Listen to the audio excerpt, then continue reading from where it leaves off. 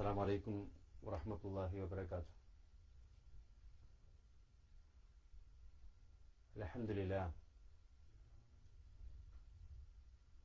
لله رب العالمين، والصلاة والسلام على رسوله الأمين وعلى آله وصحبه أجمعين.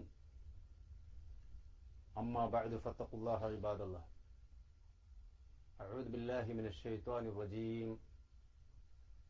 بسم الله الرحمن الرحيم. إن الذين قالوا ربنا الله ثم استقاموا فلا خوف عليهم ولا هم يحزنون. ബഹുമാന്യരായ നാട്ടിലും മറുനാട്ടിലുമുള്ള സഹോദരന്മാരെ, സഹപ്രവർത്തകന്മാരെ,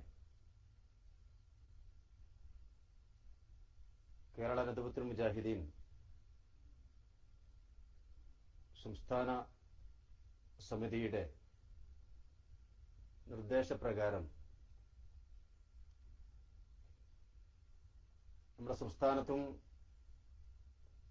വിദേശ രാജ്യങ്ങളിലും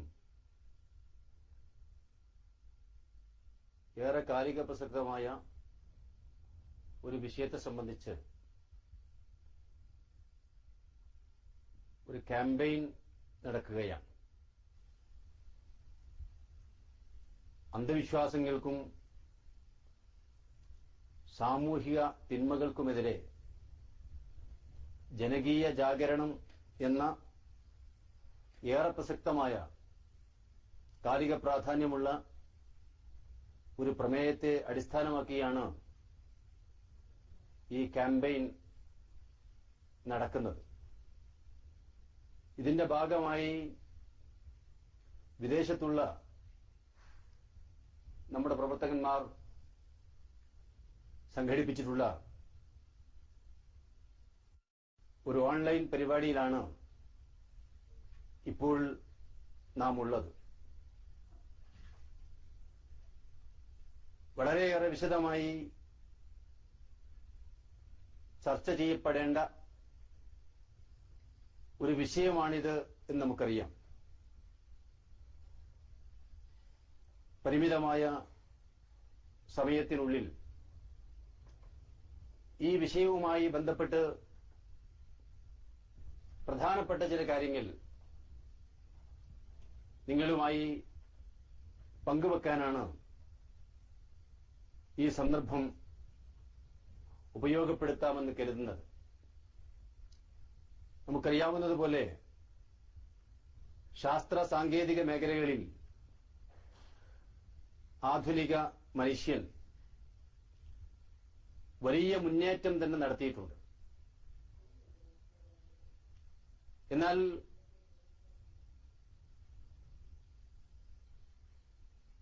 ആധുനിക സമൂഹം അന്ധവിശ്വാസങ്ങളുടെ പടുകുഴിയിൽ അകപ്പെട്ട് കിടക്കുന്നതാണ് ഇന്ന് നാം കാണുന്നത്. എത്രമേൽ ശാസ്ത്ര സാങ്കേതിക മേഖലകളിൽ പുരോഗതി കൈവരിച്ചിട്ടുണ്ടെങ്കിലും വിശ്വാസ മേഖലയിൽ അങ്ങേയറ്റത്തെ അധപ്പതനത്തിന്റെ അഗാധ ഗർത്തങ്ങളിലാണ് ആധുനിക മനുഷ്യൻ എത്തിപ്പെട്ടിട്ടുള്ളത് എന്നതാണ് ഏറെ സങ്കടകരമായിട്ടുള്ള കാര്യം. അത്യധികം ബുദ്ധിശൂന്യമായ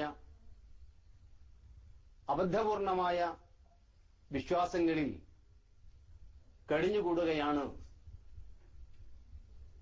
മനുഷ്യ സമൂഹം. ആരാധനയുടെ കാര്യത്തിൽ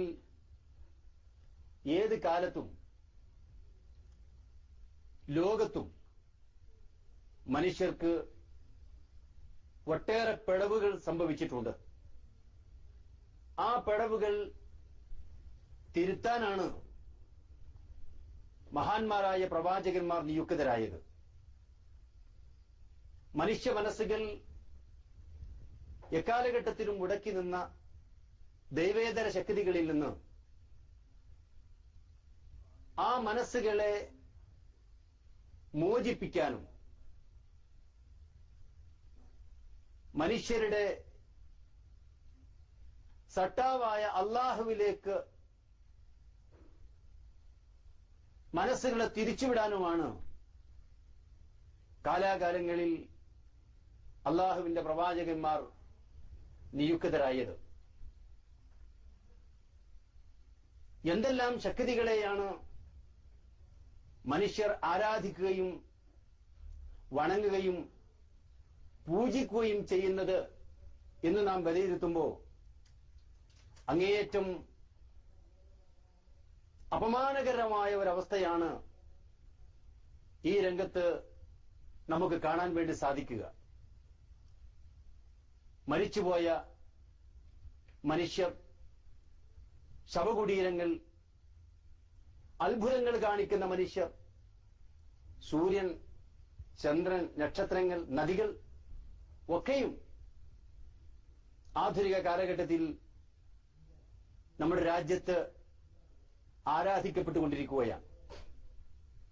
സർപ്പം പോലുള്ള ക്ഷുദ്രജീവികൾ പോലും ഇവിടെ ആരാധ്യ വസ്തുക്കളാണ്. എന്നു മാത്രമല്ല, മനുഷ്യന്റെ ജനനേന്ദ്രിയം പോലും ആരാധിക്കപ്പെടുന്ന അങ്ങേയറ്റം അപമാനകരമായ ഒരവസ്ഥ സമൂഹത്തിൽ നിലനിൽക്കുന്നുണ്ട്. കൂട്ടമായി സംഘം ചേർന്ന് പച്ചക്ക് നഗ്നത പ്രദർശിപ്പിക്കുന്ന കുംഭമേളകൾ ആരാധനയായി ഗണിക്കുന്ന ഒരു സമൂഹത്തിലാണ് ഇന്ന് നാം ജീവിക്കുന്നത് എന്നതോർക്കുമ്പോഴാണ് സമൂഹത്തിന്റെ, ആധുനിക മനുഷ്യന്റെ അധപ്പതനത്തിന്റെ ആഴം എത്രയാണ് എന്ന് നമുക്ക് മനസ്സിലാക്കാൻ സാധിക്കുക. ആരാണ് ഈ പറയപ്പെട്ട ശക്തികളെയും വ്യക്തികളെയും ഒക്കെ ആരാധിക്കുന്നത് എന്ന് നാം വിലയിരുത്തുമ്പോൾ അവരൊന്നും സാധാരണക്കാരോ വിവരമില്ലാത്തവരോ അല്ല എന്ന് നമുക്ക് ബോധ്യപ്പെടും. സുപ്രീം കോടതി ജഡ്ജിമാർ, ഭരണതന്ത്രജ്ഞർ, രാഷ്ട്രനായകന്മാർ, മന്ത്രിമാർ, രാഷ്ട്രീയ നേതാക്കൾ, IAS-കാരും IPS-കാരും ഇങ്ങനെ സമൂഹത്തിലെ ഉന്നത വർഗമെന്ന് വിശേഷിപ്പിക്കപ്പെടാവുന്ന സമുന്നതരായ ആളുകളാണ് നേരത്തെ പറയപ്പെട്ട ഈ ശക്തികളുടെ മുമ്പിൽ പ്രാർത്ഥനകളും അർത്ഥനകളും ആരാധനകളും മറ്റുമായി കഴിഞ്ഞുകൂടുന്നത്. ഉടുതുണി പോലുമില്ലാതെ, ശരീരത്തിൽ ഒരു നൂൽബന്ധം പോലുമില്ലാതെ മരപ്പൊത്തിലും മലമുകളിലും ഇരിക്കുന്ന മനുഷ്യരെ സിദ്ധന്മാരായി കരുതി വണങ്ങുകയും അവരുടെ കാൽക്കൽ വീഴുകയും ചെയ്യുന്നത് ഈ പ്രമുഖരായ ആളുകളാണ് എന്നത് നമുക്ക് കാണാൻ വേണ്ടി സാധിക്കുന്ന കാര്യമാണ്. ശവകുടീരങ്ങൾക്ക് കാവലിരിക്കുന്ന പൂജാരിമാരുടെ മുമ്പിൽ ഓച്ചാനിച്ചു നിൽക്കുകയും അവരുടെ അനുഗ്രഹങ്ങൾക്ക് വേണ്ടി കാത്തുകെട്ടിക്കിടക്കുകയും ചെയ്യുകയാണ് ഈ മഹാന്മാർ എന്ന് പറയാവുന്ന, ബുദ്ധിജീവികൾ എന്ന് വിശേഷിപ്പിക്കപ്പെടാവുന്ന ഈ വ്യക്തികൾ. ഇന്ത്യയിൽ മാത്രം നാം പരിശോധിച്ചാൽ 500-ൽ പരം മനുഷ്യദൈവങ്ങളുണ്ടത്രേ. ആൾ ദൈവങ്ങളായി അറിയപ്പെടുന്ന 500-ൽ പരം മനുഷ്യദൈവങ്ങൾ ഈ ഇന്ത്യ മഹാരാജ്യത്തുണ്ട്. ബാബമാരും ബീവിമാരും സിദ്ധന്മാരും തങ്ങന്മാരും അമ്മമാരും ശ്രീമാരും ജ്യോതിഷികളും പൂജാരിമാരും ശൈഖുനമാരും പുരോഹിതന്മാരും മക്ബറകളും മക്കാമുകളും ദർഗകളും ഇവരാണത്രേ, അല്ലെങ്കിൽ ഇവയൊക്കെയാണത്രേ മനുഷ്യരുടെ ഭാഗ്യനിർഭാഗ്യങ്ങൾ തീരുമാനിക്കുന്നവർ. മനുഷ്യ സമൂഹത്തിന്റെ വിജയപരാജയങ്ങൾ നിശ്ചയിക്കുന്നവർ,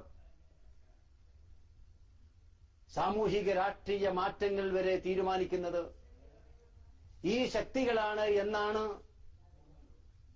വലിയവരെന്ന് അഭിമാനിക്കുന്ന, ബുദ്ധിജീവികളെന്ന് അഭിമാനിക്കുന്ന ആളുകൾ പോലും വാദിക്കുന്നത്, അതല്ലെങ്കിൽ വിശ്വസിക്കുന്നത്. സത്യം പറഞ്ഞാൽ ഭയമെന്ന വികാരമാണ് പേടിയാണ് ആധുനിക സമൂഹത്തെ വേട്ടയാടുന്നത്. സമാധാനവും സ്വസ്ഥതയും തേടി അലയുകയാണ് ആധുനിക മനുഷ്യർ. കണ്ടതും കേട്ടതും തൊട്ടതുമൊക്കെ പേടിയാണ് മനുഷ്യർക്ക്. എത്രത്തോളം എന്ന് ചോദിച്ചാൽ ചില പ്രത്യേക ദിവസങ്ങളെയും മാസങ്ങളെയും വരെ മനുഷ്യർ ഭയപ്പെടുകയാണ്. ഏത് കാര്യവും നാളും മുഹൂർത്തവും നോക്കിയാണ് ഇന്ന് തീരുമാനിക്കപ്പെടുന്നത്. ചില പ്രത്യേക നമ്പറുകളെ പോലും ഭയപ്പെടുന്ന ഒരവസ്ഥ ആധുനിക മനുഷ്യന്റെ മുമ്പിലുണ്ട്. മറ്റു ചില നമ്പറുകൾക്ക് പുണ്യം കൽപ്പിക്കുന്നവർ നമ്മുടെ സമൂഹത്തിലുണ്ട്. അതേപോലെ തന്നെ മന്ത്രമാരണങ്ങളെയും കൂടോത്രക്കാരെയും പേടിച്ച് ജീവിക്കുന്നവർ, സിഹറിൽ നിന്ന്, മാരണത്തിൽ നിന്ന് രക്ഷ നേടാനുള്ള മാർഗങ്ങൾ തേടി അലയുന്നവരും വലയുന്നവരും, ജിന്നും പിശാചും ശരീരത്തിൽ കയറിക്കൂടി രോഗം വരുത്തിവെക്കുമെന്ന് വിശ്വസിക്കുന്നവർ, ജിന്നിനെ ഇറക്കാൻ പ്രത്യേകമായ ക്ലിനിക്കുകൾ തന്നെ തുടങ്ങണമെന്ന് വാദിക്കുന്നവർ, ഒരു മതസംഘടനയുടെ ഉത്തരവാദപ്പെട്ട ബോഡിയിൽ, അതും ഒരു പണ്ഡിത സഭയിൽ അത്തരമൊരു ചർച്ച നടന്നു എന്നത് ഈയിടെ കേൾക്കാനിടയായി. എന്തുമാത്രം വേദനാജനകമായ, സങ്കടകരമായ, അപമാനകരമായ ഒരവസ്ഥയാണത് എന്ന് നിങ്ങൾ ഓർത്തു നോക്കൂ. സംഘടനാതലത്തിൽ ഓരോ ശാഖയിലും മനുഷ്യ ശരീരത്തിൽ നിന്ന് ജിന്നിനെ ഇറക്കിവിടാൻ പറ്റുന്ന പ്രത്യേകമായ ചികിത്സാ മുറകൾ നടത്താനുള്ള ക്ലിനിക്കുകൾ തുടങ്ങണം എന്ന് ചില ആളുകൾ വാദിച്ചുവത്രേ. മറുഭാഗത്ത് നിങ്ങൾക്കറിയാവുന്നതുപോലെ ഇവിടുത്തെ യാഥാസ്ഥിതിക വിഭാഗം ഉറുക്കും നൂലും ഐക്കല്ലും ഏലസും രക്ഷാകവചമായി കെട്ടിനടക്കുന്നവരാണ്. അതേപോലെ സന്താന ഗോപാലയന്ത്രവും അത്ഭുതബോധിരവും ഉപയോഗിച്ച് സായുജ്യമടയുന്ന ആളുകൾ ഈ സമൂഹത്തിലുണ്ട്. മാന്ത്രിക ഏലസിന്റെയും അറബി മാന്ത്രികത്തിന്റെയും പിന്നാലെ പായുന്നവർ, വിവരദോഷികളായ ഈ മനുഷ്യരെ ചൂഷണം ചെയ്യാൻ ധ്യാനകേന്ദ്രങ്ങളും യാഗങ്ങളും സ്വലാത്ത് നഗറുകളും പ്രാർത്ഥനാ സമ്മേളനങ്ങളും ഉറൂസുകളും നേർച്ചകളും പൂരങ്ങളും പള്ളിപ്പെരുന്നാളുകളും ക്ഷേത്രോത്സവങ്ങളും സംഘടിപ്പിക്കുന്നവർ, ഇതിന്റെയൊക്കെ പിന്നിൽ നമുക്കറിയാം തികഞ്ഞ ചൂഷണം മാത്രമാണ് നടക്കുന്നത്. മുസ്ലിം സമുദായം ഇതര സമൂഹങ്ങളെ സത്യമായ മാർഗത്തിലേക്ക്, ചൂഷണമുഖതമായ ഒരു മാർഗത്തിലേക്ക്, യഥാർത്ഥമായ ഇസ്ലാമിന്റെ പാതയിലേക്ക്, ഖുർആനിന്റെയും നബിചര്യയുടെയും മാർഗത്തിലേക്ക് ക്ഷണിക്കാൻ ബാധ്യസ്ഥരായ ആളുകളാണ്. എന്നാൽ ആ സമൂഹത്തിന്റെ, മുസ്ലിം സമുദായത്തിന്റെ പേരിൽ പ്രവർത്തിച്ചുകൊണ്ടിരിക്കുന്ന ചില യാഥാസ്ഥിതിക പണ്ഡിത പുരോഹിതന്മാർ പാമരന്മാരായ ആളുകളെ ആത്മീയമായി ചൂഷണം ചെയ്യാൻ മുന്നോട്ട് വരികയും തങ്ങളുടെ കീശ വീർപ്പിക്കുന്നതിന്റെ ഭാഗമായി സ്വലാത്ത് സമ്മേളനങ്ങൾ സംഘടിപ്പിക്കുകയും പ്രാർത്ഥനാ സമ്മേളനങ്ങൾ സംഘടിപ്പിക്കുകയും ലക്ഷങ്ങൾ അതിന്റെ പ്രചാരണത്തിന് വേണ്ടി വാരിയെറിഞ്ഞ് കോടികൾ സമ്പാദിക്കുകയും ചെയ്യുന്ന ഒരുതരം ചൂതാട്ടമാണ് യഥാർത്ഥത്തിൽ സ്വലാത്ത് നഗറിന്റെയും പ്രാർത്ഥനാ സമ്മേളനങ്ങളുടെയും ഒക്കെ പേരിൽ നമ്മുടെ നാടുകളിൽ നടക്കുന്നത്. ഇതിനെല്ലാറ്റിനും പുറമെ ഇതുകൊണ്ടൊന്നും മതിയാകാഞ്ഞിട്ട് മുടിയും പൊടിയും പാനപാത്രവുമായി ഊരുചുറ്റുകയാണ് ഈ യാഥാസ്ഥിതിക പണ്ഡിത പുരോഹിത പരിശകൾ. ആത്മീയ ചൂഷണത്തിന്റെ ഉസ്താദുമാരും ശൈഖന്മാരുമായി ഈ ആളുകൾ പ്രവർത്തിച്ചുകൊണ്ടിരിക്കുകയാണ്. പച്ചയായ തട്ടിപ്പും വെട്ടിപ്പും മാത്രമാണ് ഇസ്ലാമികമായ ആചാരങ്ങൾ എന്ന് പേരിട്ടുകൊണ്ട്, സുന്നത്തി ജമാഅത്തിന്റെ ഭാഗമായുള്ള ആചാരങ്ങളാണ് എന്ന് നാമകരണം ചെയ്തുകൊണ്ട് നടത്തുന്ന ഈ ആത്മീയ ചൂഷണ പരിപാടികൾ മുഴുവനും. ഇതിനൊക്കെ പുറമെ വളരെ അപകടകരമായ, വളരെ ഗുരുതരമായ, ഇസ്ലാമിക വിരുദ്ധമായ ഒരു തെറ്റാണ് ഖബറുകൾ കെട്ടിപ്പോക്കി ആഗ്രഹ സഫലീകരണത്തിന്റെയും വിഷനിവാരണത്തിന്റെയും മാറാവ്യാധി ചികിത്സയുടെയും കേന്ദ്രങ്ങളാണെന്ന് പ്രചരിപ്പിച്ചുകൊണ്ട് ചില ആളുകൾ നടത്തുന്ന ചൂഷണം. കേട്ടുകേൾവിയില്ലാത്ത കാര്യങ്ങളാണ് ഇസ്ലാമിന്റെ പേര് പറഞ്ഞ് നമ്മുടെ നാട്ടിൽ നടക്കുന്നത്. മഹാനായ റസൂൽ കരീം സല്ലല്ലാഹു അലൈഹി വസല്ലം വളരെ കർക്കശമായി, കഠിനമായി നിരോധിച്ചിട്ടുള്ളൊരു കാര്യമാണ് ഖബറുകൾ കെട്ടിപ്പോക്കാൻ പാടില്ല. അവിടെ പോയി ഇരിക്കാൻ പാടില്ല, അത് കുമ്മായി വിടാൻ പാടില്ല, അവിടെ വിളക്ക് കത്തിക്കാൻ പാടില്ല, അവിടെ ഖുർആൻ ഓതാൻ പാടില്ല. ഇത് വളരെ കൃത്യമായി ഇസ്ലാമിന്റെ അധ്യാപനമാണ്. എന്നാൽ ആ അധ്യാപനങ്ങൾക്ക് ഘടകവിരുദ്ധമായി മഹാന്മാരുടേതെന്ന് പറയപ്പെടുന്ന ഖബറുകൾ കെട്ടിപ്പൊക്കി തൂവെള്ള ടൈൽസുകൾ പാകി മിനുക്കി അത് പ്രാർത്ഥനാ കേന്ദ്രങ്ങളാക്കി, ആരാധനാ കേന്ദ്രങ്ങളാക്കി മാറ്റുകയാണ്. കേരളത്തിനകത്തും പുറത്തും നൂറുകണക്കിന് മഖാമുകളും മക്ബറകളും ജാറങ്ങളും കെട്ടിപ്പോക്കിയിട്ടുണ്ട്.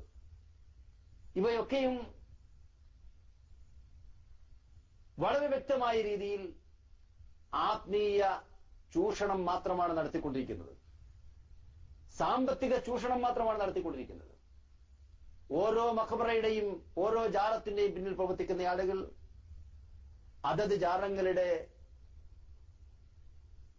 വലിയ പരസ്യങ്ങൾ നൽകി നാട്ടിലും മറുനാട്ടിലുമൊക്കെ വലിയ തോതിൽ പ്രചാരണം നടത്തി അവിടേക്ക് ആളുകളെ വിളിച്ചു വരുത്തുന്ന രീതിയാണ് നമ്മൾ കാണുന്നത്. ഓരോരുത്തരും അവരവരുടെ കീഴിലുള്ള മഖബറകളുടെ പോരിശകളാണ് പാടിക്കൊണ്ടിരിക്കുന്നത്. അതിനുവേണ്ടി പത്രപരസ്യങ്ങൾ കൊടുക്കുന്നു, ചാനലുകൾ പരസ്യം കൊടുക്കുന്നു, പ്രത്യേകമായ അലങ്കരിച്ച വാഹനങ്ങൾ ഏർപ്പാട് ചെയ്ത് നമ്മുടെ രാജ്യത്തുടനീളം ചുറ്റിക്കറങ്ങുകയാണ്. ഈ മഖബറയുടെ പരസ്യമാണിത്. ഇസ്ലാമിക ചരിത്രത്തിൽ എവിടെയാണ് സഹോദരങ്ങളെ അതിനൊരു മാതൃക കാണാൻ കഴിയുക? ഒരുപാട് മഹാന്മാർ ഇസ്ലാമിക ചരിത്രത്തിൽ ശുഹദാക്കന്മാരായിട്ടുണ്ട്. ഒരുപാട് പ്രവാചകന്മാരുടെ ഖബറുകൾ ലോകത്തിന്റെ പല ഭാഗങ്ങളിലുമുണ്ട്. റസൂൽ കരീം സല്ലല്ലാഹു അലൈഹി വസല്ലമയുടെ പ്രിയപ്പെട്ട അനുചരന്മാരുടെ ഖബറുകൾ നമ്മൾ കണ്ടിട്ടുണ്ട്. ഉഹദിലും ബദറിലുമൊക്കെ ഒരുപാട് മഹാരഥന്മാരായ സ്വഹാബിവര്യന്മാർ അന്തിയുറങ്ങുന്നുണ്ട്. എന്നാൽ ഇക്കാലം വരേക്കും ആ ഖബറുകളിൽ ഏതെങ്കിലും ഒന്നിനെ കേന്ദ്രീകരിച്ചുകൊണ്ട് ഒരു ഉറൂസോ ഒരു നേർച്ചയോ ഉണ്ടായിട്ടില്ല. ആ ഖബറിടത്തിൽ ഒരു കൊടിയും ഉയർത്തപ്പെടുകയോ ഒരു കൊടിയുടെയും ഇറക്കമുണ്ടാവുകയോ ചെയ്തിട്ടില്ല. നമ്മുടെ നാട്ടിലുടനീളം മഖബറകളിൽ കൊടികയറ്റലും മഖബറകളിൽ കൊടിയിറക്കവും നടക്കുകയാണ്. പലയിടങ്ങളിലും ആനയും അമ്പാരിയും വെടിക്കെട്ടുകളുമായിട്ടാണ് നേർച്ചകളും ഉറൂസുകളും സംഘടിപ്പിക്കുന്നത്. ഞാൻ സൂചിപ്പിക്കുന്നത്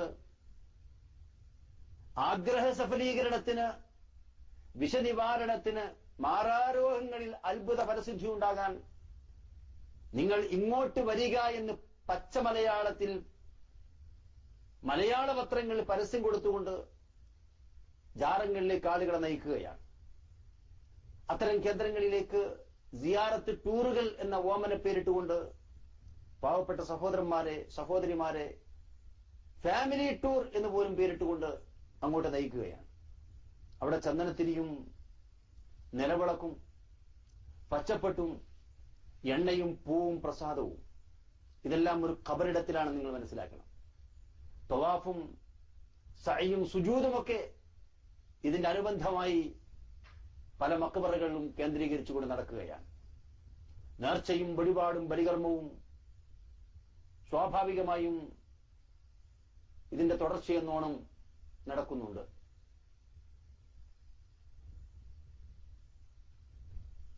ഇഅ്തികാഫും ഖുർആൻ പാരായണവും എല്ലാം മഖബറയിൽ തന്നെയാണ്. പലരും ഉദ്ദേശ്യപൂർത്തീകരണത്തിന് വേണ്ടി, ആഗ്രഹ സഫലീകരണത്തിന് വേണ്ടി ആഴ്ചകളോ മാസങ്ങളോ വർഷങ്ങളോ ഒക്കെയാണ് ഒരു മഖബറയിൽ പോയി, മഖാമിൽ പോയി, ദർഗയിൽ പോയി ഇഅ്തികാഫിരിക്കുന്നത്. പ്രാർത്ഥനാ നിരതരായി ആ കേന്ദ്രങ്ങൾ അവർ കഴിച്ചുകൂട്ടുകയാണ്. പച്ചയായ ശിർക്കിയാത്തുകളാണ് ഇത്തരം കേന്ദ്രങ്ങൾ നടക്കുന്നത് എന്ന് പറയാതിരിക്കാൻ കഴിയില്ല. പച്ചയായ ശിർക്കിന്റെ കേന്ദ്രങ്ങളായി ഈ മഖബറുകളും മഖാമുകളും ദർഗകളും മാറിക്കൊണ്ടിരിക്കുകയാണ്. എന്താണ് ഇതിനൊരു പരിഹാരം എന്ന് പറയുന്നത്? എന്താണൊരു പരിഹാരം? ഞാൻ നേരത്തെ സൂചിപ്പിച്ചു, മുസ്ലിം സമുദായത്തിൽ ഒട്ടേറെ അന്ധവിശ്വാസങ്ങളും അനാചാരങ്ങളുമുണ്ട്. ഇതര സമുദായങ്ങളിലെ അന്ധവിശ്വാസങ്ങളെ മുസ്ലിം സമുദായം അപ്പാടെ പകർത്തിയിട്ടുണ്ട്.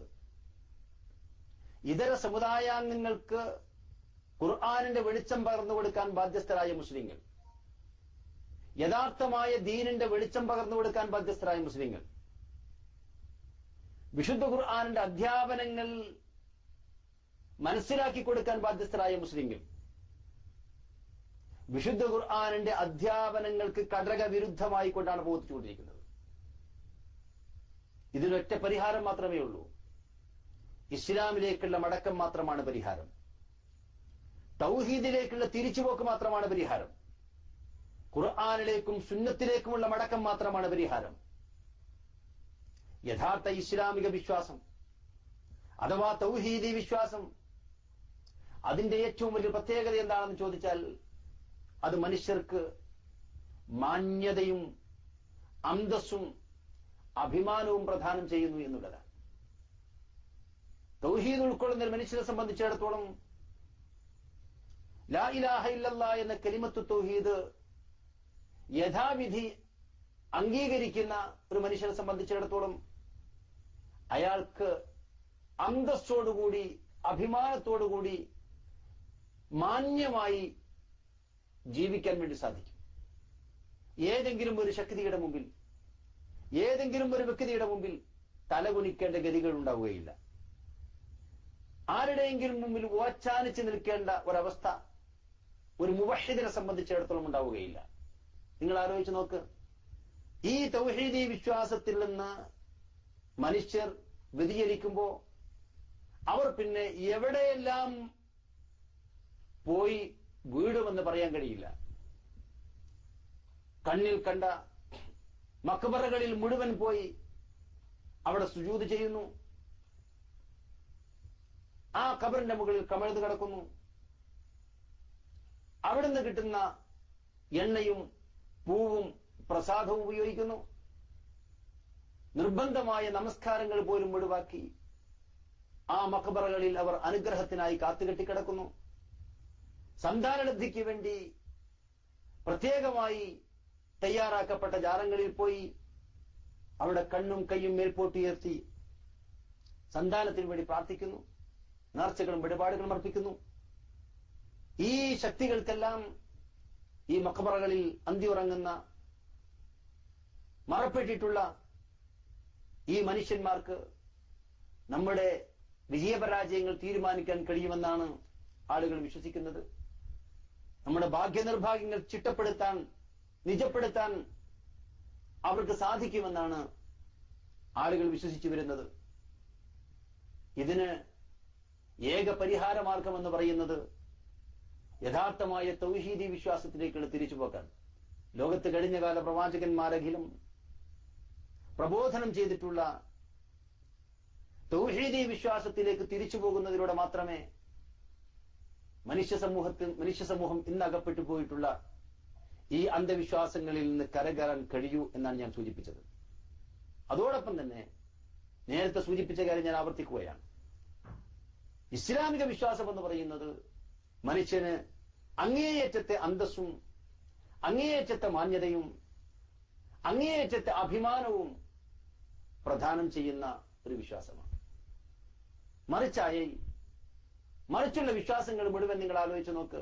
ഞാൻ നേരത്തെ സൂചിപ്പിച്ചതുപോലെ ശരീരത്തിൽ നൂൽബന്ധം പോലുമില്ലാതെ ഏതെങ്കിലും മരപ്പൊത്തിലിരിക്കുന്ന ഒരു ദിവ്യന്റെ മുമ്പിൽ, ഒരു സിദ്ധന്റെ മുമ്പിൽ പോയിട്ട് ഇവിടുത്തെ വലിയ വിവരമുണ്ടെന്ന് അഭിമാനിക്കുന്ന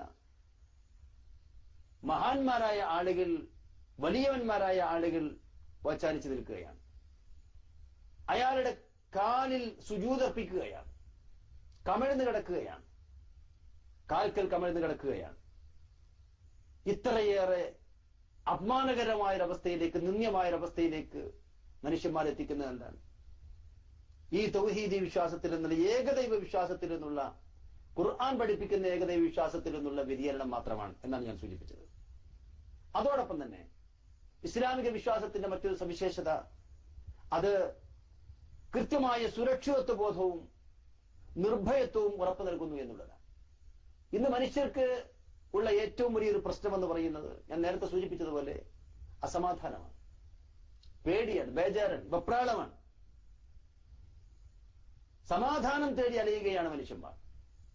ആ അലച്ചിലിന്റെ ഭാഗമായിട്ടാണ് അവർ നേരത്തെ സൂചിപ്പിച്ച പല കേന്ദ്രങ്ങളിലും എത്തിപ്പെടുന്നത്, പല ശക്തികളുടെയും വ്യക്തികളുടെയും മുമ്പിൽ പോയി വണങ്ങുന്നത്.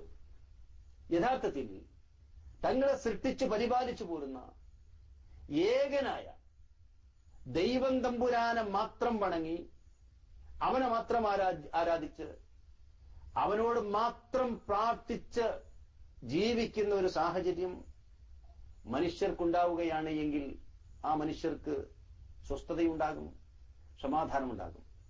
പലരെയും തൃപ്തിപ്പെടുത്തേണ്ട കാര്യമുണ്ടാവുകയില്ല, പലരോടും ചോദിച്ച് നടക്കേണ്ട കാര്യമുണ്ടാവുകയില്ല, പല കേന്ദ്രങ്ങളുടെയും വാതിൽക്കൽ മുട്ടേണ്ട, ഓച്ചാനിച്ച് നിൽക്കേണ്ട ഗതികേട് ഉണ്ടാവുകയില്ല. ഒരേ കേന്ദ്രത്തിൽ നിന്നാണ് നമ്മുടെ വിജയവും പരാജയവും, നമ്മുടെ നേട്ടവും കോട്ടവുമൊക്കെ ഒരേ കേന്ദ്രമാണ് തീരുമാനിക്കുന്നത് എന്ന് വരികിൽ ആ കേന്ദ്രത്തെ മാത്രം നമുക്ക് തൃപ്തിപ്പെടുത്തിയാൽ മതി, ആ കേന്ദ്രത്തോട് മാത്രം ചോദിച്ചാൽ മതി, ആ ഒരു ശക്തിയിലേക്ക് മാത്രം അവലംബിച്ചാൽ മതി. അതാണ് ഇസ്ലാമിക വിശ്വാസത്തിന്റെ പ്രത്യേകത എന്ന് പറയുന്നത്. ശുദ്ധ ഖുർആൻ പറയുന്നുണ്ട്, അല്ലാഹുല്ലദീ ജഅല ലക്കുമുൽ അർള ഖറാറ വസ്സമാഅ ബിനാഅ വസവ്വറകും ഫഅഹ്സന സുവറകും വറസഖകും മിനത് ത്വയ്യിബാത്ത് ദാലികുമുല്ലാഹു റബ്ബുക്കും ഫതബാറകല്ലാഹു റബ്ബുൽ ആലമീൻ. ഖുർആൻ പറയുന്നത്, അല്ലാഹുല്ലദീ ജഅല ലക്കുമുൽ അർള ഖറാറ, അല്ലാഹുവാണ് നിങ്ങൾക്ക് ഈ ഭൂമിയെ വാസയോഗ്യമാക്കി തന്നത്. വസ്സമാഅ ബിനാഅ, ആകാശത്തിന് മേൽപ്പുര കണക്കെ സംവിധാനിച്ചത് ഈ അല്ലാഹുവാണ്. അതിൽ ലോകത്ത് മറ്റേതെങ്കിലും ഒരു ശക്തിക്ക് പങ്കില്ല. ഒരു തങ്ങൾക്കോ ഒരു സിദ്ധനോ ഒരു ബീവിക്കോ ഒരു ബാബക്കോ പങ്കില്ല, ഒരമ്മക്കോ ഒരു ശ്രീക്കോ പങ്കില്ല. അല്ലാഹുല്ലദീ ജഅല ലക്കുമുൽ അർള ഖറാറ വസ്സമാഅ ബിനാഅ വസവ്വറകും ഫഅഹ്സന സുവറകും. അവനാണ് നിങ്ങൾക്ക് രൂപം നൽകിയവൻ, നിങ്ങളുടെ രൂപങ്ങളെ മെച്ചപ്പെട്ടതാക്കി തീർത്തതും ആ പടച്ചവൻ തന്നെയാണ്, ആ അല്ലാഹു തന്നെയാണ്. വറസഖകും മിനത് ത്വയ്യിബാത്ത്, വിശിഷ്ടമായ വസ്തുക്കൾ നിങ്ങൾക്ക് അന്നമായി നൽകിയത് ആ പടച്ചവനാണ്. ദാലികുമുല്ലാഹു റബ്ബുക്കും, ഇതെല്ലാം നിങ്ങൾക്ക് ചെയ്തു തന്നവനത്രേ നിങ്ങളുടെ രക്ഷിതാവായ അല്ലാഹു. ഫതബാറകല്ലാഹു റബ്ബുൽ ആലമീൻ. ആ റബ്ബുൽ ആലമീനായ ലോകത്തെ മുഴുവൻ പടച്ചു പരിപാലിച്ചു പോരുന്ന നാഥൻ, അവൻ അനുഗ്രഹപൂർണനാണ്. എല്ലാ ബർക്കത്തുകളും, എല്ലാ അനുഗ്രഹങ്ങളും, എല്ലാ ഐശ്വര്യവും, എല്ലാ കടാക്ഷവും അവന്റെ അടുക്കലാണ്. ഖുർആന്റെ പ്രയോഗം അങ്ങനെയാണ്, ഫതബാറകല്ലാഹു റബ്ബുൽ ആലമീൻ. ഈ ഒരു വിശ്വാസമുള്ള മനുഷ്യരെ സംബന്ധിച്ചിടത്തോളം അനുഗ്രഹം തേടി മുടിയുടെയോ പൊടിയുടെയോ പിന്നാലെ പോകേണ്ട കാര്യമില്ല. ഈ ഒരു വിശ്വാസമുള്ള മനുഷ്യനെ സംബന്ധിച്ചിടത്തോളം അനുഗ്രഹം തേടി മക്ബറകളിലേക്ക് പലായനം ചെയ്യേണ്ട കാര്യമില്ല, തീർത്ഥാടനം നടത്തേണ്ട കാര്യമുണ്ടാകുന്നില്ല. ഏതെങ്കിലും ദൈവത്തിന്റെ സൃഷ്ടികളുടെ മുമ്പിൽ പോയി ഓച്ചാനിച്ചു നിൽക്കേണ്ട ഗതികൾ ഉണ്ടാവുകയില്ല. ആയത്തിന്റെ തുടർച്ച ഇങ്ങനെയാണ്: ഹുവൽ ഹയ്യു, ഈ പറയപ്പെട്ട അന്നദാതാവായ, അനുഗ്രഹദാതാവായ, ആകാശഭൂമികളുടെ സട്ടാവായ, മനുഷ്യ സമൂഹത്തിന് മുഴുവൻ അവരുടേതായ രൂപങ്ങളും കോലങ്ങളും നൽകിയിട്ടുള്ള, അവരുടെ അവയവങ്ങൾ കൃത്യമായ അന്യൂനമായ രീതിയിൽ സംവിധാനിച്ചിട്ടുള്ള ആ പടച്ചതമ്പുരാനാകുന്നു നിങ്ങളുടെ രക്ഷിതാവായ അല്ലാഹു. ദാലിക്കുമുല്ലാഹു റബ്ബുക്കും, ഇതെല്ലാം നിങ്ങൾക്ക് ചെയ്തു തന്നവനത്രേ നിങ്ങളുടെ രക്ഷിതാവായ അല്ലാഹു. അവനാണ് സാക്ഷാൽ ദൈവം. അതാണ് അല്ലാഹു എന്ന് പറഞ്ഞാൽ. അവനെ പരിചയപ്പെടുത്തിയത് അവൻ നിങ്ങൾ റബ്ബാണ് എന്നാണ്. വേറെ റബ്ബ് നമുക്കില്ല, വേറെ രക്ഷകരില്ല, നമുക്ക് വിജയം നേടിത്തരാൻ മറ്റൊരാളില്ല. നമ്മുടെ ജീവിതത്തിൽ പുരോഗതി കൈവരിക്കാനുള്ള ഏകമാർഗം പടച്ചതമ്പുരാനിലേക്കുള്ള മടക്കമാണ്. ദുനിയാവിലെയും ആഖിറത്തിലെയും വിജയം തീരുമാനിക്കുന്നത് ആ പടച്ചതമ്പുരാനാണ്. അത്ര കൃത്യമായിട്ടാണ് ഈ കാര്യങ്ങൾ പറഞ്ഞിട്ടുള്ളത്. ദാലിക്കുമുല്ലാഹു റബ്ബുക്കും ഫതബാറകല്ലാഹു റബ്ബുൽ ആലമീൻ ഹുവൽ ഹയ്യു. എന്നിട്ട് ഖുർആൻ പറയുന്നത് ആ അല്ലാഹു, ഈ പറയപ്പെട്ട അല്ലാഹു, അവൻ എന്നുമെന്നും ജീവിച്ചിരിക്കുന്നവനാണ്. ലോകത്ത് മറ്റുള്ളവരെല്ലാം മരിച്ചുപോയാലും എന്തൊക്കെ നശിച്ചു പോയാലും ഒരിക്കലും നശിക്കാതെ എന്നുമെന്നും ജീവിച്ചിരിക്കുന്നവനാണ്. ചൈതന്യവത്തായി സജീവനായി നിലനിൽക്കുന്നവനാണ് അല്ലാഹു സുബ്ഹാനഹു വ തആല. ഹുവൽ ഹയ്യു ലാ ഇലാഹ ഇല്ലാഹു, അവനല്ലാതെ ആരാധനക്കർഹനായി മറ്റൊരു ശക്തിയില്ല. അവനല്ലാതെ ആരാധനക്കർഹനായി മറ്റൊരു ശക്തിയില്ല. ലാ ഇലാഹ ഇല്ലാഹു ഫദ്ഉഹു മുഖ്ലിസീന ലഹുദ്ദീൻ. നോക്കൂ നിങ്ങൾ, ഈ വിഷയത്തിലുള്ള എല്ലാ അഭിപ്രായ വ്യത്യാസങ്ങളും അവസാനിപ്പിക്കാൻ പര്യാപ്തമായിട്ടുള്ള ഒരു വചനമാണത്.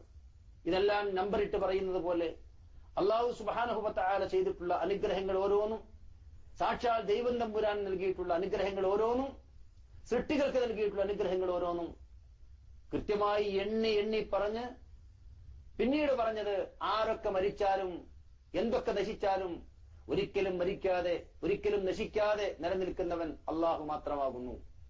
ഔലിയാക്കന്മാർ മരണപ്പെടുന്നവരാണ്, അമ്പിയാക്കന്മാർ മരണപ്പെടുന്നവരാണ്, സിദ്ധന്മാർ മരണപ്പെടുന്നവരാണ്, ജിന്ന് കൂടിയവരും കൂടാത്തവരുമായ ബീവിമാർ മരണപ്പെടുന്നവരാണ്, ബാബമാരും അമ്മമാരും മരിക്കുന്നവരാണ്. ഇങ്ങനെയാണ് ഖുർആന്റെ പ്രയോഗം. എന്നാൽ എന്നുമെന്നും ജീവിച്ചിരിക്കുന്നവൻ ഒരേ ഒരാൾ മാത്രം. അവനാണ് ആരാധിക്കപ്പെടാൻ അർഹനായിട്ടുള്ളവൻ. അതുകൊണ്ട് ഫദ്ഉഹു മുഖ്ലിസീന ലഹുദ്ദീൻ, കീഴ്വണക്കവും താഴ്മയും ആ സൃഷ്ടാവിന് മാത്രം അർപ്പിച്ചുകൊണ്ട്, അവന് മാത്രം നൽകിക്കൊണ്ട് നിങ്ങൾ അവനോട് ദുആ ചെയ്യുക. ഖുർആന്റെ പ്രയോഗം നോക്കൂ നിങ്ങൾ. ഫഅബ്ദുഹു എന്നല്ല പ്രയോഗിച്ചത്, നിങ്ങൾ അവനോട് ദുആ ചെയ്യുക എന്നാണ്. അപ്പൊ നമ്മുടെ പ്രാർത്ഥനകൾ തിരിച്ചുവിടേണ്ടത് ഈ അല്ലാഹുവിലേക്കാണ്. എന്നുമെന്നും ജീവിച്ചിരിക്കുന്നവനാരോ അവനിലേക്കാണ്. അപ്പോൾ ഔലിയാക്കളിലേക്കല്ല. കാരണം ഔലിയാക്കന്മാർ മരണപ്പെട്ടു പോകുന്നവരാണ്. തങ്ങന്മാരിലേക്കല്ല, സിദ്ധന്മാരിലേക്കല്ല, ബാബമാരിലേക്കല്ല, ബീവിമാരിലേക്കല്ല, ശ്രീമാരിലേക്കല്ല. വളരെ കൃത്യമായി ഖുർആൻ പറയുന്നു. ഏതൊരു സമൂഹത്തിന് മുമ്പിലും ഏത് കാലഘട്ടത്തിലും നമുക്ക് സമർപ്പിക്കാവുന്ന ഖുർആനിക വചനമാണിത്. ഖുർആനിക വചനമാണിത്. അതിന് തോൽപ്പിക്കാൻ ഒരാൾക്കും കഴിയില്ല, അതിന് മറുപടി പറയാൻ ഒരാൾക്കും കഴിയില്ല, അതിനപ്പുറത്തുള്ള ഒരു ദുർവ്യാഖ്യാനത്തിന് ഇതിന് പഴുതുമില്ല. അപ്പൊ ഞാൻ സൂചിപ്പിച്ചത്, വിശുദ്ധ ഖുർആൻ അനുസരിച്ച് യഥാർത്ഥമായ തൗഹീദിന്റെ പാത സ്വീകരിച്ചുകൊണ്ട് നമ്മൾ ജീവിക്കുമ്പോൾ നമുക്ക് സുരക്ഷിതത്വ ബോധമുണ്ടാകും, നിർഭയത്വം ഉണ്ടാകും, സമാധാനവും ശാന്തിയും നമുക്ക് ലഭിക്കും. മറ്റൊന്നിനെയും ഭയപ്പെടേണ്ടുന്ന ഒരു പ്രശ്നമുണ്ടാവുകയില്ല. ആളുകളുടെ കണ്ണിനെ പേടിക്കേണ്ടതില്ല. അപ്പൊ നമ്മുടെ പല ആളുകളും കണ്ണീറിനെ പേടിച്ച് ജീവിക്കുന്ന ആളുകളാണ്, സിഹറിനെ പേടിച്ച് ജീവിക്കുന്ന ആളുകളാണ്. എന്തെങ്കിലും ലൊട്ടിലൊടുക്ക് വിദ്യകളുമായി, എന്തെങ്കിലും അല്ലറ ചില്ലറ സാധന സാമഗ്രികളുമായി ഒരു മൊല്ലാക്കയോ ഒരു സിദ്ധർ എന്ന് പറയപ്പെടുന്ന ഒരു മനുഷ്യനോ ഒരു ജ്യോതിഷിയോ ഒരു മൂലയിലിരുന്നാൽ അയാൾ നമുക്ക് വല്ല ഷെറുമേൽപ്പിച്ചേക്കുമോ എന്ന പേടിയിലാണ് ആധുനിക സമൂഹമുള്ളത്. നേരത്തെ പേടി ഉണ്ടായിരുന്നിട്ടില്ലാത്ത ആളുകൾക്കും ഇപ്പോൾ പേടി തുടങ്ങിയിട്ടുണ്ട്, ബേജാറ് തുടങ്ങിയിട്ടുണ്ട്, വെപ്രാളം തുടങ്ങിയിട്ടുണ്ട്. ഒരു കോടിമുട്ടയുടെ പുറത്ത് 4 കള്ളി കണ്ടാൽ, അല്ലെങ്കിൽ ഒരു 5 കള്ളി കണ്ടാൽ, റുബായി, ഖുമാസി, സുദാസി കള്ളി കണ്ടാൽ ആളുകൾക്ക് ബേജാറാണ്, വെപ്രാളമാണ്. ഒരു ഇളനീരിന് പുറത്ത് 4 കള്ളി വരച്ചിട്ട് അതിലെന്തെങ്കിലും അറബി അക്ഷരങ്ങൾ കുത്തിക്കുറിച്ച് വെച്ചാൽ ആളുകൾക്ക് വെപ്രാളമാണ്, പേടിയാണ്. എന്താ കാര്യം? അത് സിഹ്ർ ചെയ്തതാണ്, അത് കൂടോത്രമാണ്, അത് മാരണമാണ്. അത് മുഖേന നമുക്ക് എന്തെങ്കിലും വിപത്ത് സംഭവിക്കാനിടയുണ്ട്. നിങ്ങൾ ആലോചിച്ച് നോക്ക്.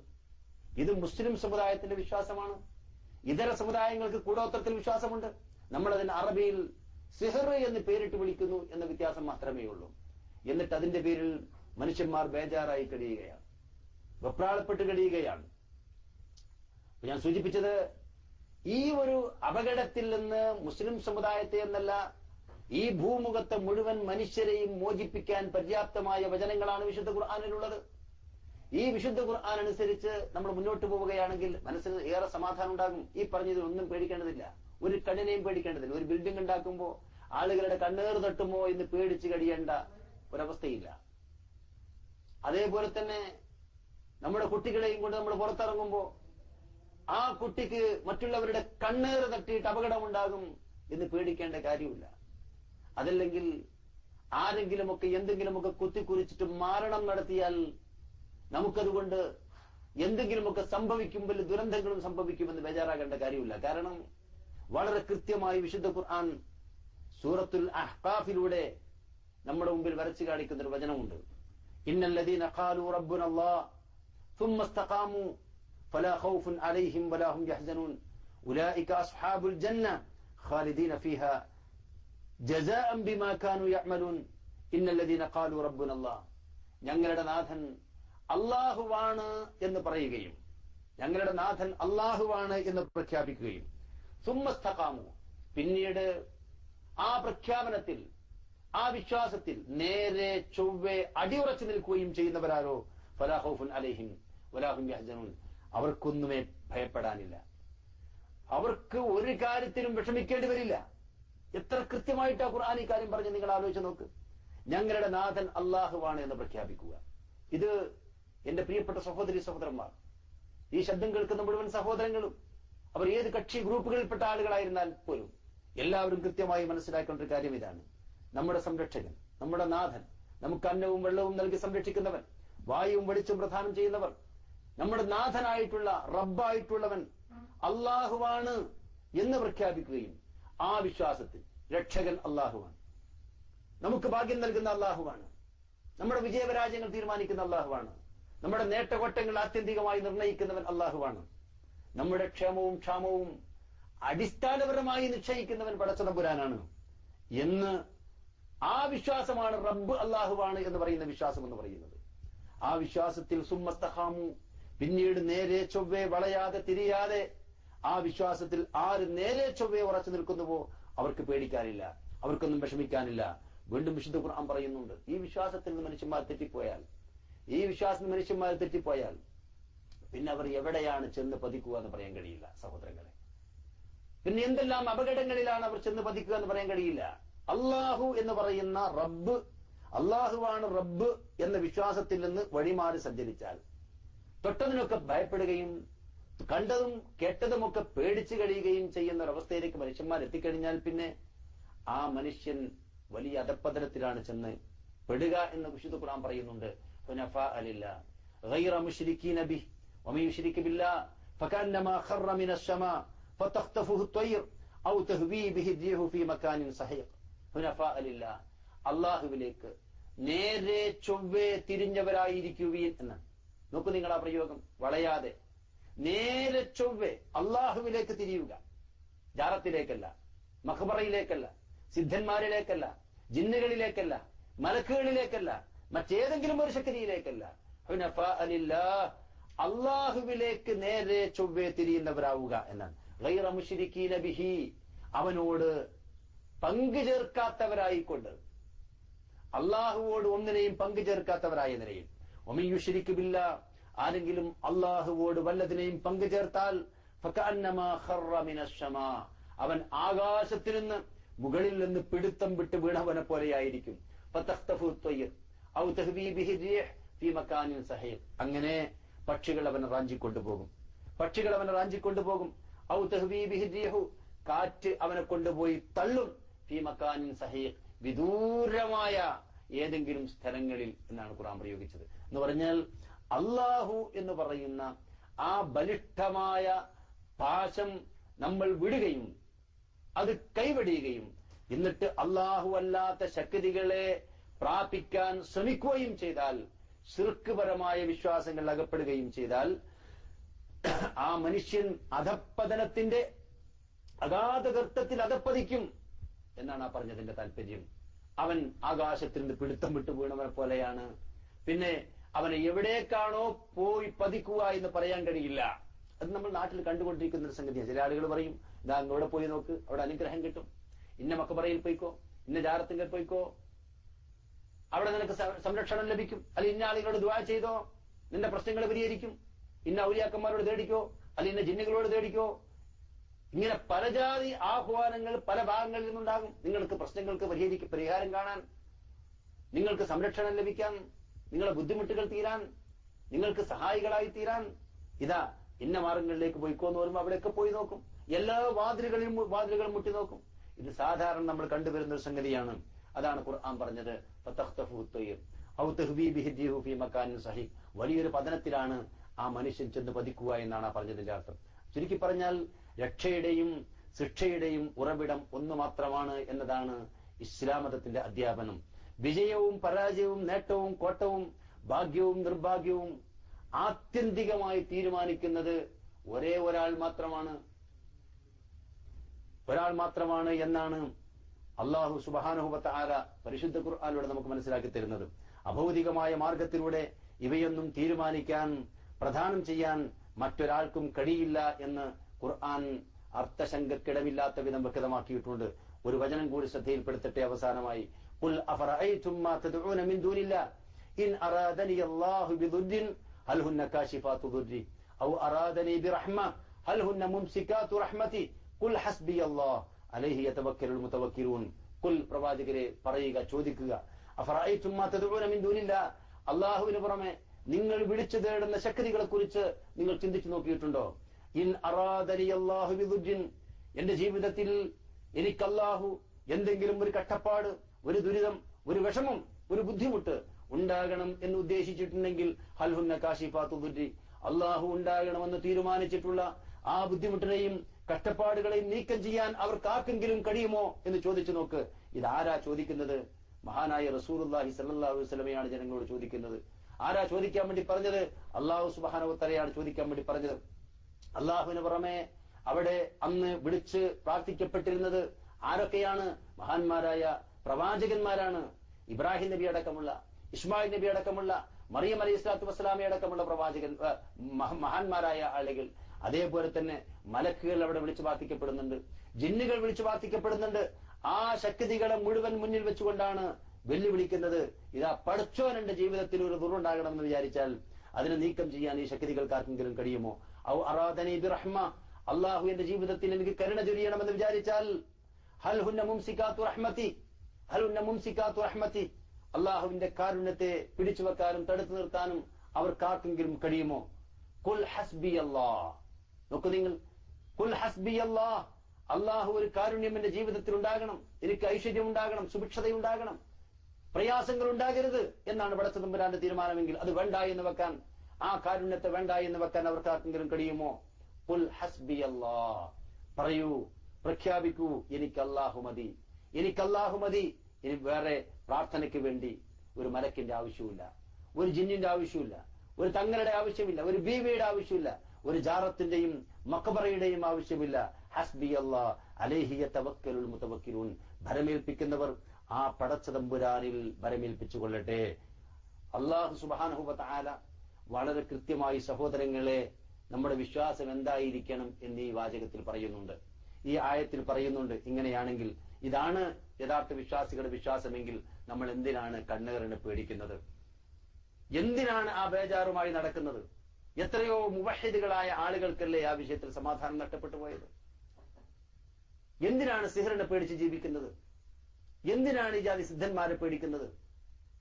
അല്ലാഹു അല്ലാത്ത ശക്തികൾക്ക് ഗൈബ് അറിയില്ല എന്ന ഖുർആനിന്റെ കണിശമായ, കൃത്യമായ, ഖണ്ഡിതമായ പ്രഖ്യാപനത്തിന് വിരുദ്ധമായി പലപ്പോഴും പലർക്കും ഗൈബ് അറിയും, ജിന്നുകൾക്കറിയും, പിശാചുക്കൾക്കറിയും, അവർക്കറിയും, ഇവർക്കറിയും, സിദ്ധന്മാർക്കറിയും, ഔലിയാക്കന്മാർക്കറിയും, മരണപ്പെട്ടവർക്കറിയും എന്നെല്ലാം പറഞ്ഞുകൊണ്ട് യഥാർത്ഥമായ തൗഹീദി വിശ്വാസത്തിൽ നിന്ന് വ്യതിചലിക്കുന്ന വേദനാജനകമായ ഒരവസ്ഥയാണ് പലപ്പോഴും നമുക്ക് കാണേണ്ടി വരുന്നത്. അതുകൊണ്ട് എന്റെ പ്രിയപ്പെട്ട സഹോദരങ്ങൾ, ഇത്തരം കാര്യങ്ങൾ വളരെ കൃത്യമായി മനസ്സിലാക്കണം. മുജാഹിദ് പ്രസ്ഥാനത്തെ സംബന്ധിച്ചിടത്തോളം ഈ ഒരു അടിസ്ഥാനപരമായ ആദർശം വളച്ചുകെട്ടില്ലാതെ നേർക്കുനേരെ ഖുർആനിന്റെ ഈ അധ്യാപനം, തൗഹീദിന്റെ ഈ ആദർശം ജനങ്ങൾക്കിടയിൽ പ്രചരിപ്പിക്കുക എന്നതാണ് നമ്മൾ നടത്തുന്ന എല്ലാ പ്രവർത്തനങ്ങളുടെയും അടിസ്ഥാനപരമായ ലക്ഷ്യം. ഈ പ്രവർത്തനങ്ങളുടെ ഭാഗമായിട്ട് തന്നെയാണ്, ദഅവാ പ്രവർത്തനങ്ങളുടെ ഭാഗമായിട്ട് തന്നെയാണ് ഇപ്പോൾ നമ്മൾ ഈ ക്യാമ്പയിൻ പ്രവർത്തനങ്ങളുമായി മുന്നിട്ടിറങ്ങിയിട്ടുള്ളത്. ഇതിന്റെ ഭാഗമായി നിങ്ങൾ സംഘടിപ്പിച്ചിട്ടുള്ള, വിദേശ രാജ്യത്തുള്ള നമ്മുടെ സഹോദരന്മാർ സംഘടിപ്പിച്ചിട്ടുള്ള ഈ പരിപാടിയിൽ അല്പസമയം നിങ്ങളുമായി സംവദിക്കാൻ, ഇസ്ലാമികമായ കാര്യങ്ങളെക്കുറിച്ച് സംസാരിക്കാൻ അവസരമുണ്ടായതിൽ ഏറെ സന്തോഷമുണ്ട്.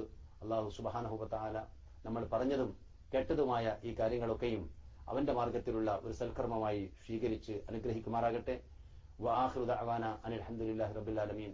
വസ്സലാമു അലൈക്കും വറഹ്മത്തുള്ളാഹി വബറകാതുഹു.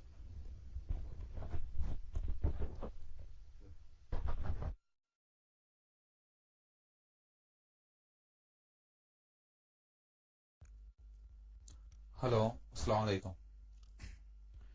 ബഹുമാന്യനായ മൂസ സലാഹി വളരെ കൃത്യമായി അന്ധവിശ്വാസങ്ങളും അനാചാരങ്ങളുമായി ബന്ധപ്പെട്ട വിഷയങ്ങൾ പരാമർശിക്കുകയുണ്ടായി. എന്റെ പേര് അബ്ദുൽ ഹമീദ് പാറയിൽ, ചെറവന്നൂരാണ്. ഇപ്പോൾ UAE-യിലാണ് വർക്ക് ചെയ്യുന്നത്. സാധാരണ നമ്മൾ ഈ ദഅവത്ത് പ്രവർത്തനവുമായി പോകുമ്പോൾ ചില ആളുകൾ ചോദിക്കാറുള്ളത്, സിഹ്ർ ഫൈക്കൂല എന്ന് പറയുന്ന നിങ്ങൾ, ഇപ്പൊ സാധാരണ നമ്മള് സബീമൂബിക്കാത്തില് സിഹ്ർ എണ്ണിയിട്ടുണ്ടല്ലോ, അത് ഫലിക്കുന്നത് കൊണ്ടല്ലേ അങ്ങനെ എണ്ണാനുള്ള കാരണം എന്ന് തിരിച്ച് ചോദിക്കാറുണ്ട്. എന്താണ് അതിന് വ്യക്തമായ ഒരു മറുപടി? അസ്സലാമു അലൈക്കും.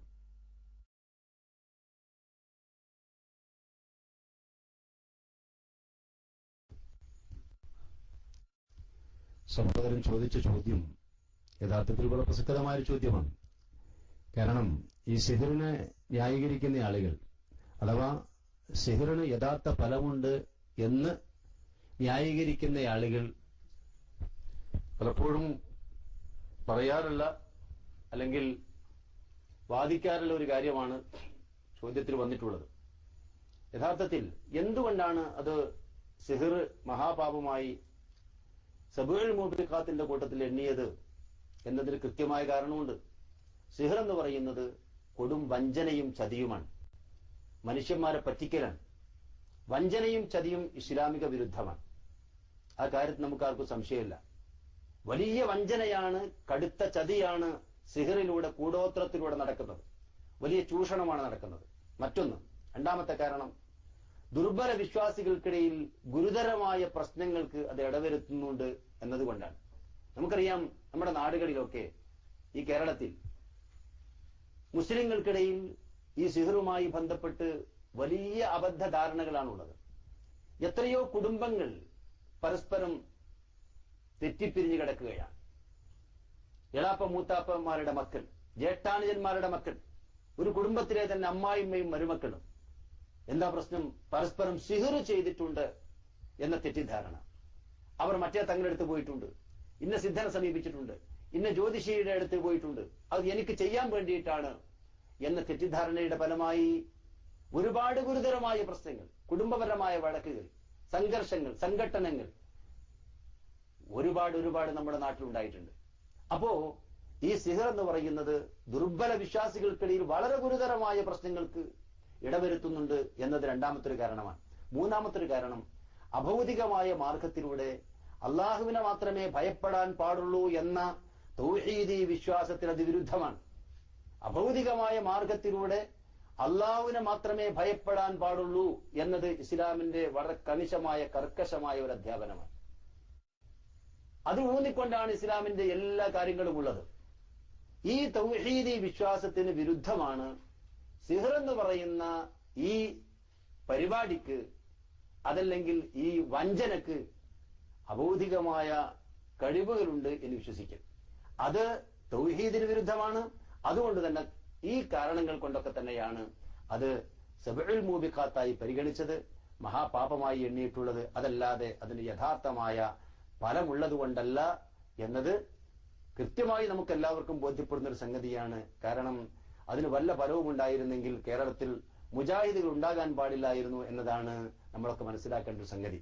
കാരണം ഇവിടെ ഒരുപാട് സാഹിറന്മാർ, ഒരുപാട് ഈ കൂടോത്രക്കാർ, ഒരുപാട് മൊല്ലമാർ ഈ പണിയുമായി നാട്ടിന്റെ നാനാഭാഗങ്ങൾ കുത്തിയിരുന്ന ഒരു കാലത്താണ് മുജാഹിദ് പ്രസ്ഥാനം ഇവിടെ വളർന്നു വരുന്നത്.